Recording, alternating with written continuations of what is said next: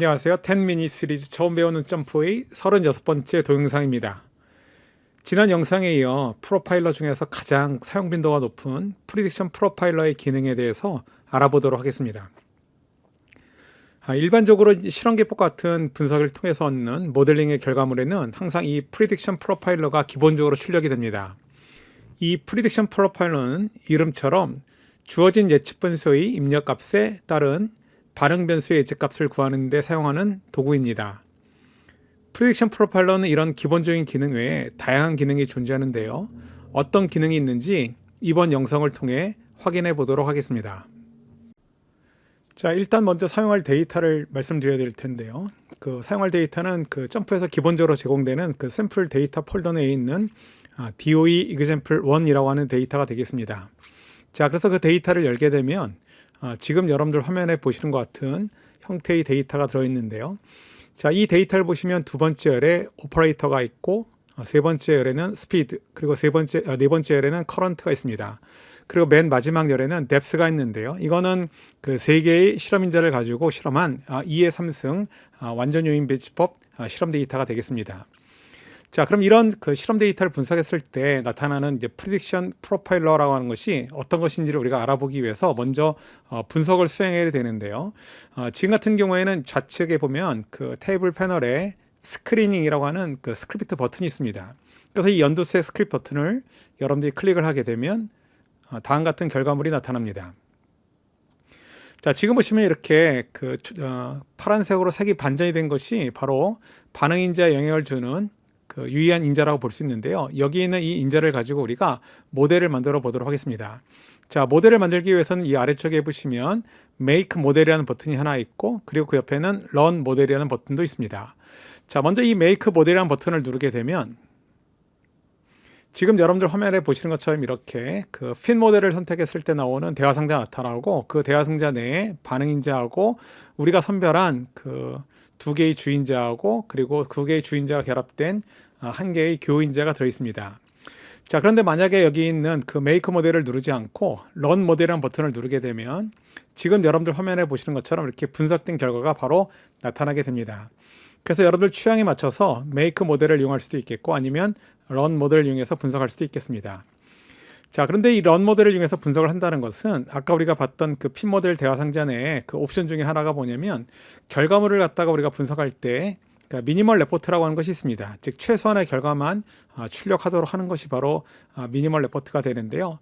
이 미니멀 레포트 결과를 가지고 출력을 했을 때는 그래프를 이용한 분석 결과가 출력되지 않습니다. 자, 그래서 보시면 여기 이렇게 맨 아래쪽에는 파라메터 에스티메이트 해가지고 각 인자들에 대한 P값들이 출력이 되어 있는데 프리딕션 프로파일러는 나타나 있지 않습니다.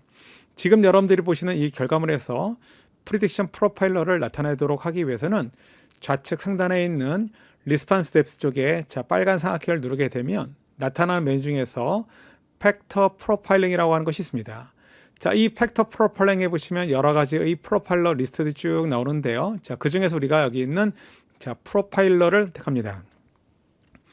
점프 내에서의 프로파일러라는 것은 프리딕션 프로파일러가 가장 기본이 되기 때문에 프리딕션 프로파일러 같은 경우는 프리딕션이라는 말을 빼고 그냥 프로파일러라고 이렇게 명칭을 정하고 있습니다.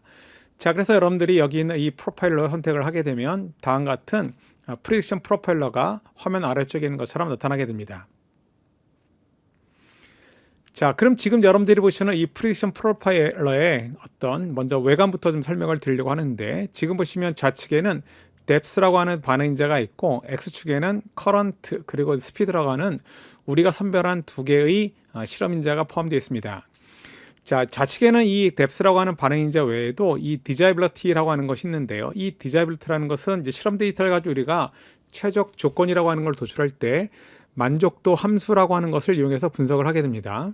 자, 그런데 이 만족도 함수라고 하는 것은 크게 이제 세 가지 유형의 함수가 있는데, 우리가 지금 갖고 있는 어떤 반응인자라고 하는 것이 예를 들어서 망대 특성이냐 또는 망목 특성이냐 또는 망소 특성에 따라서 이 디자이블 펑션이라고 하는 만족도 함수의 유형이 다릅니다. 자, 현재 우리가 갖고 있는 이 DOE example 1이라는 데이터에서의 뎁스라고 하는 반응인자는 망목 특성인데요. 그래서 우리가 원하는 값이 1.7을 갖는 그런 실험 조건을 찾는 것이 이 실험의 목적이 되겠습니다. 자, 그럼 먼저 이 프리디션 프로파일러를 어떻게 활용하냐면, 지금 여러분들 화면에 보시면 커런트하고 스피드에 보면 이렇게 두 개의 직선이 있습니다. 지금 이 실험이 이 수준의 완전 요인 배치법을 이용한 실험이기 때문에 기본적으로 실험인자와 반응인자 사이 관계라고 하는 것이 직선적인 관계를 우리가 가정합니다. 그렇기 때문에 여기 두 개의 직선이 이렇게 보이는 것이고요. 자, 그리고 여기 보시면 이렇게 세로와 가로로 이렇게 점선이 있는데, 이 세로와 가로의 점선이라는 것은 먼저 이렇게 세로축으로 되어 있는 점선이라고 하는 것은 현재 우리가 지금 갖고 있는 실험인자의 조건을 보여주는 부분입니다. 자, 그런데 만약에 여러분들이 갖고 있는 마우스를 가지고 여기 있는 이 점선을 드래그해서 위치를 바꿀 수 있는데요. 예를 들면 이걸 드래그를 하거나 아니면 여러분들이 마우스를 이렇게 어느 특정한 점을 찍게 되면 그 위치로 이렇게 여기 있는 점선들이 위치 이동을 하게 됩니다.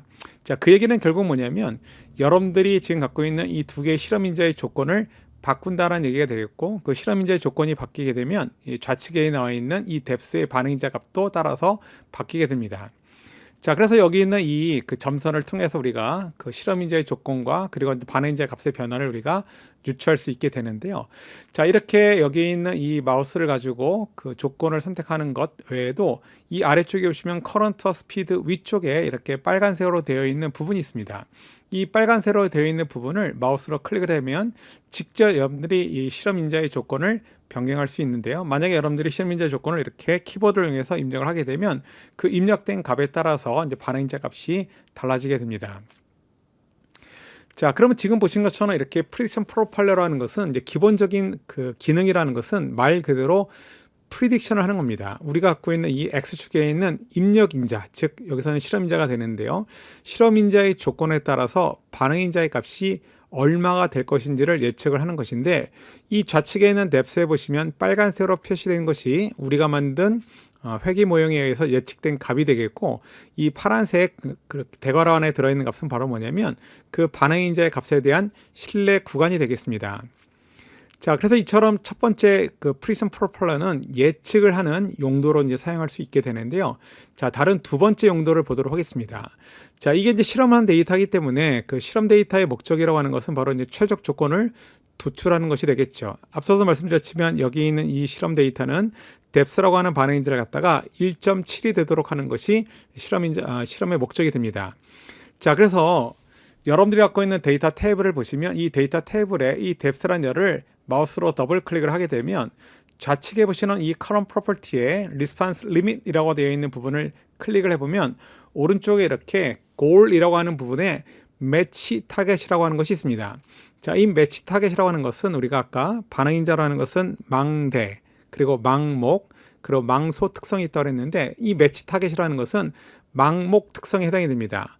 그래서 이 망목 특성이기 때문에 그 아래쪽에 보시면 lower value하고 upper value 쪽에 있는 값이 각각 0.12와 0.2인데 그 사이의 중간값은 기록이 되어 있지는 않지만 0.17로 볼 수 있습니다. 즉 0.17이 되는 것이 이 실험의 목적이다, 이렇게 볼 수가 있습니다.